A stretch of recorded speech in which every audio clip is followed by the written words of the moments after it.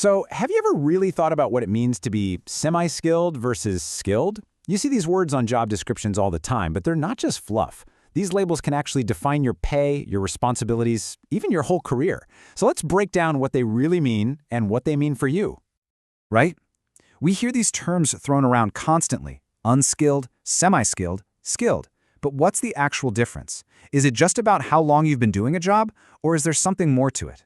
Well, the answer might surprise you, and it all boils down to one simple choice at the very beginning. Think of it like this. Every single job starts at a fork in the road, and the path you take from day one sets the stage for your entire career. It really all comes down to one fundamental distinction. And here they are, those two paths, laid out plain and simple. On one side, you've got jobs where you can pretty much just jump right in, no formal training needed. And on the other side, you have jobs that kick off with a specific formal training period. That single difference, well, it's the foundation for everything else we're about to talk about. So, let's head down that first path.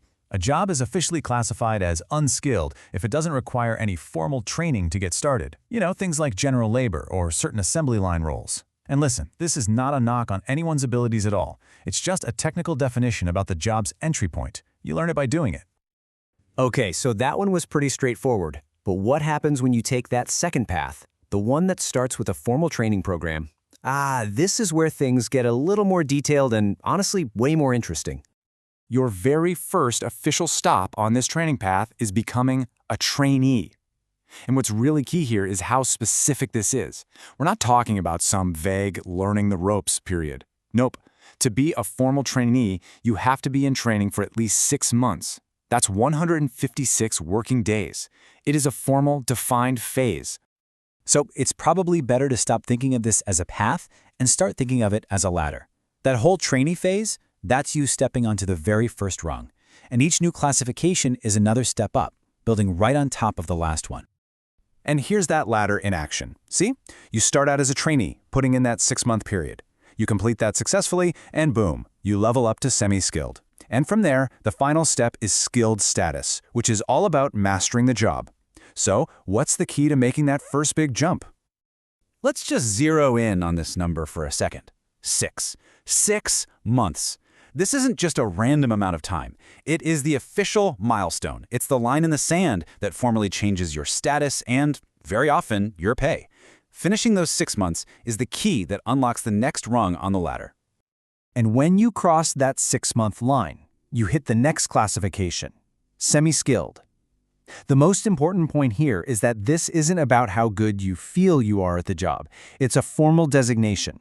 You get it because you successfully completed that structured training period. And right at the top of the ladder, we find the skilled worker. Now, this level is less about counting the days and more about pure capability. It means you've got all the requisite skills, the necessary skills to do the job and do it well. No hand-holding needed. You're the go-to person when people have questions. Okay, so we've broken down all the terms: unskilled, trainee, semi-skilled, and skilled.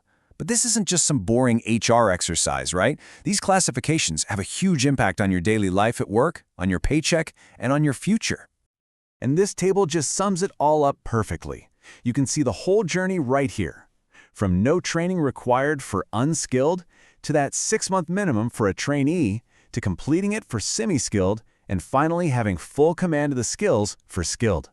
It's a pretty logical system when you see it all laid out like this. And this right here, this is why it all matters to you.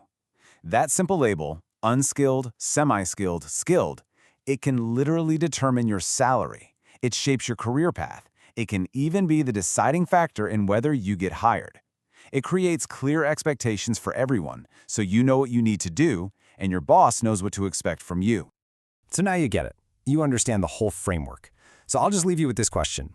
Where are you on that ladder right now? Because knowing these definitions isn't just trivia. It's your map. You know the path now. So what's your next step?